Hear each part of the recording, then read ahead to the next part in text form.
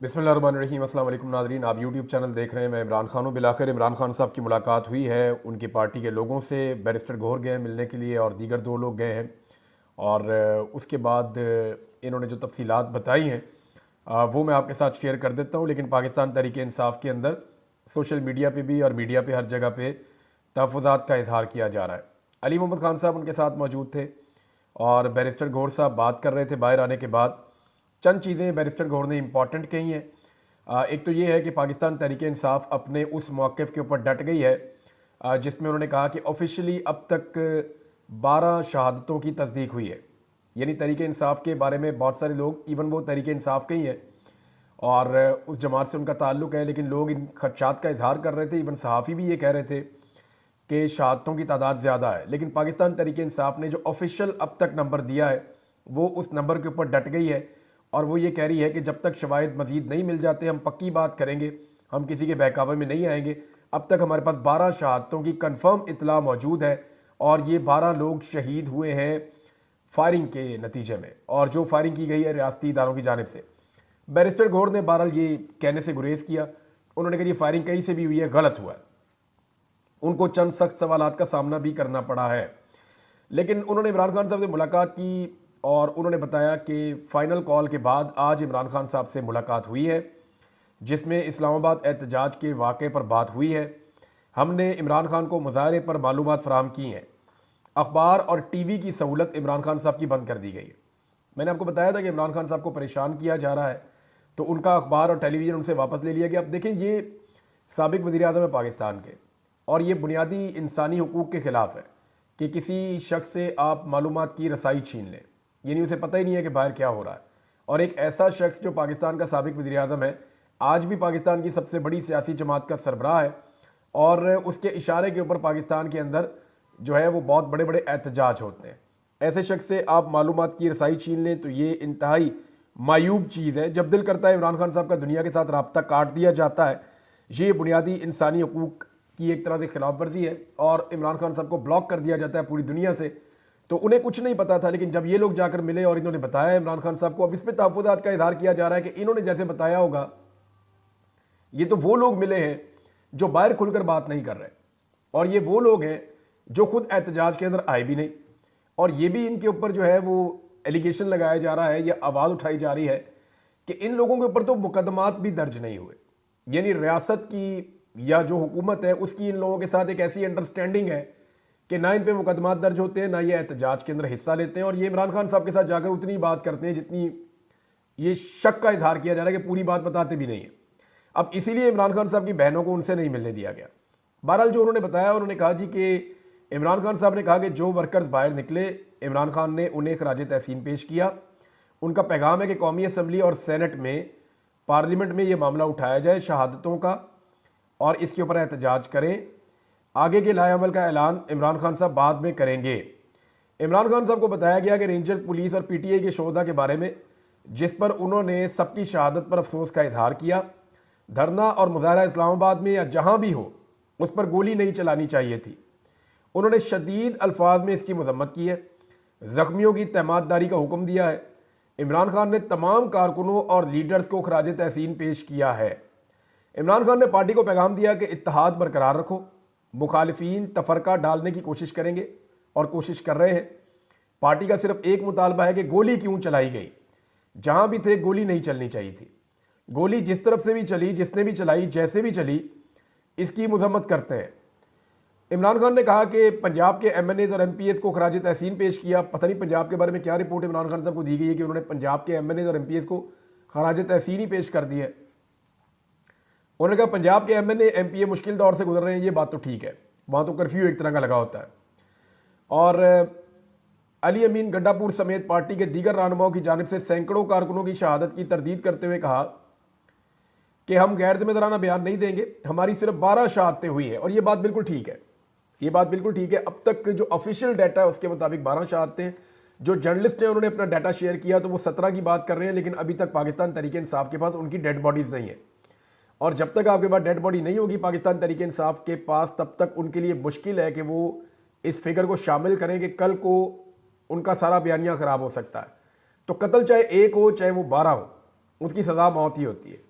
और वो उतना ही संगीन जुर्म होता है जितना को मैक्सिमम हो सकता है। इसकी कैपिटल पनिशमेंट है। बहरहाल बैरिस्टर गौहर ने कहा कि डी चौक आना कोई मकसद नहीं था और ना ही हर लीडर को कहा गया था कि सब डी चौक पहुंचो। किसी भी लीडर को उसी वक्त रैली के साथ डी चौक आने का नहीं कहा गया था। सब लोग अपनी अपनी खिदमत सर अंजाम दे रहे थे। बैरिस्टर गौहर से पूछा गया आप अस्पताल क्यों नहीं जा रहे, ये काम क्यों नहीं कर रहे, ये क्यों नहीं कर रहे, तो उन्होंने कहा मैं और बहुत सारे काम कर रहा हूँ। फिर उन्होंने अपनी मुलाकातों की तफसीलात गिनवाना शुरू कर दी। ऐसा लगा कि बैरिस्टर गौहर को सवालात नागवार गुजर रहे थे। बहरहाल अलीमा खान साहिबा ने जो बात की है वो ज़रा इससे मुख्तलिफ है, वो मैं आपके सामने रख देता हूँ। उन्होंने कहा भाई से मिलने नहीं दे रहे, उन्हें डर है कि इमरान खान का पैगाम अवाम को ना पहुँचा दें। इसका मतलब आप ये समझें कि 5 घंटे अलीमा खान साहिबा जेल के बाहर रही। उनकी आज मुलाकात तय थी, लेकिन उन्हें इमरान खान साहब से नहीं मिलवाया गया। अब वो ये कह रही हैं कि अंदर अगर मैं इमरान खान से मिलूंगी तो वो जो बात करेंगे वो मैं आके बाहर बता दूंगी। यानी ये शुबा जो बार बार किया जाता है पाकिस्तान तहरीक इंसाफ की जानिब से कि उनकी लीडरशिप अंदर कुछ भी सुनती है वो बाहर आके उसको फिल्टर करके बताती है, तो ये इसी किस्म का एक शिकवा है जो इमरान खान साहब की बहन भी कह रही है। उन्होंने कहा जी 5 घंटे से अडयाला जेल के बाहर खड़े और अंदर नहीं जाने दिया जा रहा, जबकि अलकादर ट्रस्ट केस की समाअत खत्म होने वाली है। 1.5 साल में पहली बार हुआ है कि मीडिया और वकला सब चले गए हैं और फैमिली को बाहर रोक दिया गया है। अलीमा खान ने अडयाला जेल के बाहर गुफ्तगू करते हुए कहा कि इमरान खान के ख़ानदान को इनसे मुलाकात की इजाज़त नहीं दी जा रही। उन्हें डर है कि हम खान साहब का पैगाम बाहर ना ले आएँ। इमरान खान की बहन ने कहा कि अदालत में 3 लोग तो हर सूरत जा सकते हैं, फैमिली, मीडिया और वकील, लेकिन आज ये रवायत भी तोड़ दी गई है। इससे जो पुलिस अफसर था वो कह रहा था कि इमरान खान मेरी कस्टडी में है। वो तो चले उसका फैसला था, लेकिन अलकादर ट्रस्ट केस में तो उनका नहीं बनता इस तरह करना। यानी जो उन्होंने किया अलकादर ट्रस्ट केस में तो वो नहीं कर सकते थे, वहाँ पे तो हम सुनने के लिए जा सकते थे केस को, लेकिन उन्होंने कहा हमें वहाँ भी नहीं जाने दिया गया। ये 1.5 साल में ऐसा पहली मरतबा हुआ है कि वकला भी चले गए, मीडिया भी चला गया और फैमिली को नहीं जाने दिया गया।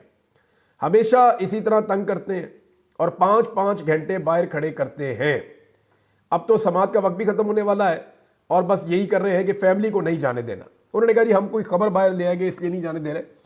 पाकिस्तान तहरीक इंसाफ के जो रहनुमा हैं उन्होंने मरकजी क़यादत के खिलाफ कोई वाइट पेपर खान साहब को भिजवाने का फैसला किया। ये भी खबर छपी है, मुझे नहीं पता वाइट पेपर जाएगा या नहीं जाएगा, लेकिन चंद तहफ़्फ़ुज़ात हैं जो पाकिस्तान तहरीक इंसाफ के लोग बार बार कर रहे हैं। मुझे भी मैसेजेस आए इस हवाले से। वो ये कहते हैं कि ना इनके ऊपर मुकदमा दर्ज होते हैं हमारी क़यादत के चंद लोगों के ऊपर, ना इनके खिलाफ कोई कार्रवाई होती है, और दूसरा ये एहतजाज में इमरान खान साहब की कॉल के मुताबिक पहुंचते भी नहीं है और इमरान खान साहब से इन्हीं की मुलाकातें करवाई जाती हैं। ये बाहर आके जो इन्फॉर्मेशन देते हैं या अंदर जो इन्फॉर्मेशन देते हैं उसके बारे में हमें कुछ पता नहीं है। तो हकायक के बारे में इमरान खान साहब जानते हैं या हम ये जानते हैं कि इमरान खान साहब के साथ क्या हो रहा था, ये भी पता नहीं है।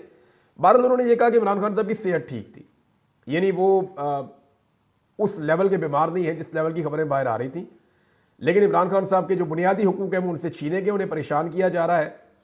और इस कैद के दौरान एक मरतबा फिर उनके अखबार और टेलीविज़न और मालूमात तक उनकी तमाम रसाई बंद कर दी गई है। दूसरी जानिब नाजरीन एक और ख़बर भी आ रही है और वो बड़ी अफसोसनाक है। यानी ये अगर आप विजुअल्स देखें और तस्वीर देखें तो पाकिस्तानियों के मुंह के ऊपर काला कपड़ा डाल के उन्हें अदालतों में लाया जा रहा है। देखें ये सियासी वर्कर्स हैं, सियासी जमात से इनका ताल्लुक है, बाकी सारी सियासी जमातों के भी वर्कर होते हैं, लेकिन इस तरह की हरकत नहीं की जाती। ये सियासी कारकुन है, ये सियासी एहतजाज के लिए आए थे, इनको गिरफ्तार किया गया है और गिरफ्तार करने के लिए एक तरीकाकार ये था कि अस्पताल के करीब गाड़ियां खड़ी की हुई थी जिन पे पाकिस्तान तहरीक इंसाफ के झंडे लगाए हुए थे पुलिस ने। वो जैसे ही कारकुन जख्मी होते थे उनको लेकर लोग आते थे तो वो गाड़ी के करीब जरूर जाएंगे मदद हासिल करने के लिए, तो वो झंडों वाली गाड़ी के करीब जाते थे तो पुलिस उनको धर लेती थी और पकड़ लेती थी। इस तरह पुलिस ने बहुत सारे कारकुनों को पकड़ा है। जख्मी जो है वो फिर अस्पताल के अंदर गए हैं, उन्होंने अपना इलाज करवाया। अब पाकिस्तान तहरीक इंसाफ एक अजीब किस्म की सुस्ती कर रही है। यानी ये जो कारकुनों के साथ हो रहा है ये तो बड़ा जुल्म और ज्यादती है। सियासी कारकुनों के साथ ये नहीं करना चाहिए, बाकी पॉलिटिकल पार्टी को भी इसके ऊपर मजम्मत करनी चाहिए, वरना कल को ये हरकतें उनके साथ भी होंगी।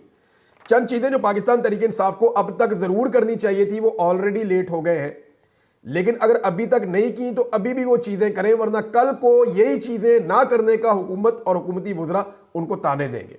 मैं आपको वो चीज़ें बता देता हूँ। नंबर 1 चीज़ ये है कि सेफ सिटी अथॉरिटी, इस्लामाबाद में जितने कैमराज लगे हुए हैं सेफ सिटी के और बहुत खर्चा किया गया है इसके ऊपर, उन तमाम की फुटेज जो है वो कहा जाए कि सेव कर ली जाए, उसको महफूज कर लिया जाए। इस हवाले से सेफ सिटी से रब्ता किया जा सकता है, अथॉरिटी से, पुलिस से रब्ता किया जा सकता है, उनको भी एक एप्लीकेशन दी जाए और अदालत से भी रुजू किया जाए कि जनाब ये जो फुटेज है इसको फौरी तौर पे सिक्योर किया जाए, खास तौर पे अस्पतालों की फुटेज, कितने जख्मी और लाशें लाई गई। दूसरे नंबर के ऊपर डी चौक की फुटेज। तीसरे नंबर पे कश्मीर हाईवे और रास्ते पे जितने कैमरे लगे हुए उन सब की फुटेज। 26 नंबर चुरंगी पे जो कुछ होता रहा उसकी फुटेज, और जितने आसपास के सराउंडिंग के इलाके हैं जहां पे गोली चली है उन तमाम एरियाज की फुटेज इकट्ठी की जाए सीसीटीवी की, ताकि बवक्त जरूरत वो काम है। इसको सेव करना बहुत जरूरी है। इसका टाइम पीरियड होता है कि इतने दिनों तक, ये इतने अरसे तक ये सेफ रहती है। अभी तो कुछ दिन भी हुए, तो अभी तो सारी फुटेज मौजूद होनी चाहिए और ये सारे कैमरे ठीक काम कर रहे हैं।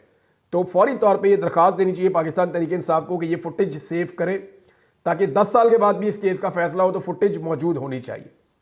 जैसे वहां पे कैपिटल हिल में हुआ था अमेरिका में, उन्होंने फुटेज की बुनियाद के ऊपर फैसले दिए थे।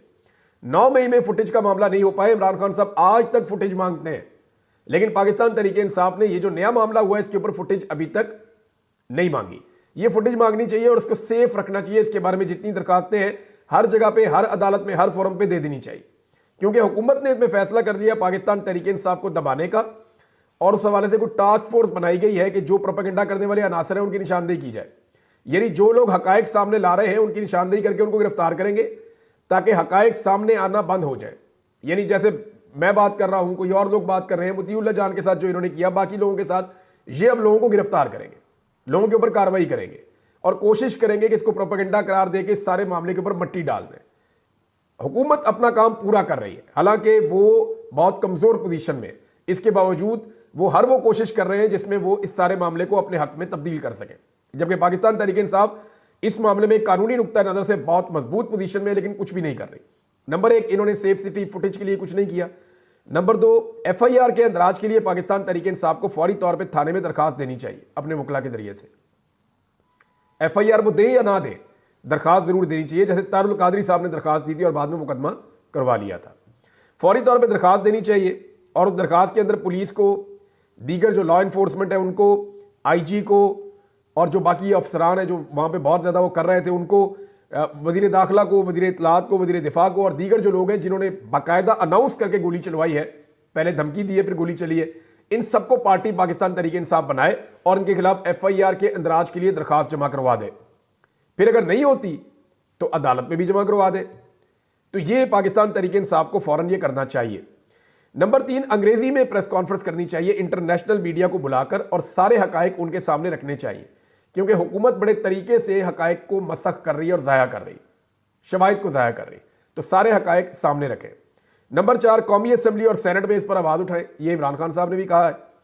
नंबर 5, सियासी जमातों से मुलाकात करें, फजल रहमान साहब से भी मिले, जमात इस्लामी से भी मिले, पाकिस्तान पीपल्स पार्टी से भी मिले, बाकी जमातों से अगर MQM से मिलना पड़े उनसे भी मिले, ANP से मिलना पड़े उनसे भी मिले, तमाम सियासी जमातों से मुलाकातें करें, हर एक को मिलकर उनको हकायक बताएं। शाहिद खाकान अब्बासी साहब की जमात है उनको भी मिलें और इन सबको बताएं कि हमारे साथ हुआ क्या है, इनके साथ हकायक शेयर करें, ताकि कल को ये ना कहें कि इमरान खान साहब ने अपने आप को आइसोलेशन में ले गए थे, वो अकेले हो गए थे, पाकिस्तान तहरीक इंसाफ ने तो हमसे राब्ता ही नहीं किया। ये जुल्म और ज्यादती हर पॉलिटिकल पार्टी को बताएं, अपनी हुज्जत तमाम करें कि हमने सबको ये बात बताई थी। नंबर 6, अस्पतालों में जाएं, वहां जिम्मेदारान से मिले और उनको ये कहें कि जितने लोगों का आपके अस्पतालों में इलाज हुआ है, गोली निकाली गई है, उन सब की मेडिकल लीगल रिपोर्ट आप हमें दे दीजिए, और अगर आप हमें नहीं देंगे तो फिर हम आपके ऊपर भी मुकदमात करवाएंगे कि आपके यहाँ पे, क्योंकि मजजूब का जो बयान होता है ना वो बड़ा इंपॉर्टेंट होता है। जिसे गोली लगी हुई होती है ना, जख्मी कहते हैं इसको कानूनी जबान में मजजूब, जिसको गोली लग जाती है, जो जख्मी हो जाता है, सबसे अहम बयान उसका होता है, क्योंकि उसको तो लगी है गोली। वो कहेगा जी मुझे ये गोली जो लगी हुई है ये उसने मारी है, मैं देख रहा था, और वो नाम लेगा, फलां लॉ इन्फोर्समेंट में मुझे गोली मारी, मैं फलां जगह पे खड़ा था, उसकी गवाही सबसे इंपॉर्टेंट होती है। लिहाजा ये गवाहियां जो है ये बहुत अहम है। और कल को डॉक्टर फंस जाएंगे अगर वहां पे आके लोगों ने ये कहा जनाब ये देखिए मुझे गोली का जख्म है, ये मैं खैबर पख्तूनख्वा के अस्पताल से डॉक्टर की रिपोर्ट लेकर आया हूं, और आप मेरा दोबारा बेशक फिर से MLC करवा दें, मेडिकल लीगल रिपोर्ट आप मेरी दोबारा बनवा लें, सब आपको कंफर्म करेंगे ये गोली लगी है, और मुझे गोली लगी थी डी चौक में, मेरी गोली निकाली थी फलां अस्पताल ने, उस अस्पताल ने मेरी MLC जारी नहीं की, और वो जारी ना करने के ऊपर डॉक्टर और अस्पताल की इंतजामिया सारे फंस जाएंगे। तो तहरीक इंसाफ की क़यादत जाकर उनको मिले और उनको सारे हक़ाइक़ बताए कि जनाब आप हमें कानूनी डॉक्यूमेंट फराहम करें, वरना आपके खिलाफ भी कार्रवाई होगी। नंबर 7, जख्मियों के इंटरव्यू करवाएं। जैसे हुकूमत मार मार के इंटरव्यू ले रही है ना, लोगों को दबाव डाल के इंटरव्यू ले रही है, ऐसे लोग बीच में डाल दिए जो वहां गिरफ्तार नहीं हुए, पहले से पकड़े हुए थे।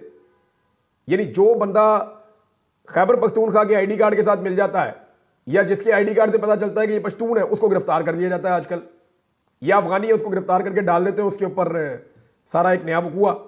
तो अब इसमें जो है जख्मियों के इंटरव्यू पाकिस्तान तहरीक इंसाफ को करके चलवाने चाहिए सोशल मीडिया पे। वो जख्मी बताए कि वो किसके साथ गया था, किस इलाके से गया था, कहां तक पहुंचा था, उसको गोली कैसे लगी और गोली किसने मारी। ये पाकिस्तान तहरीक इंसाफ सोशल मीडिया पे चलाए। 100 के करीब जख्मी है तो वो 100 के करीब जख्मी बताए ना उन्हें गोली किसने मारी।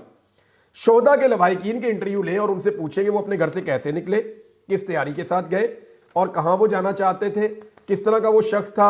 और देखें, ये अब मीडिया आपके लिए नहीं करेगा ये काम।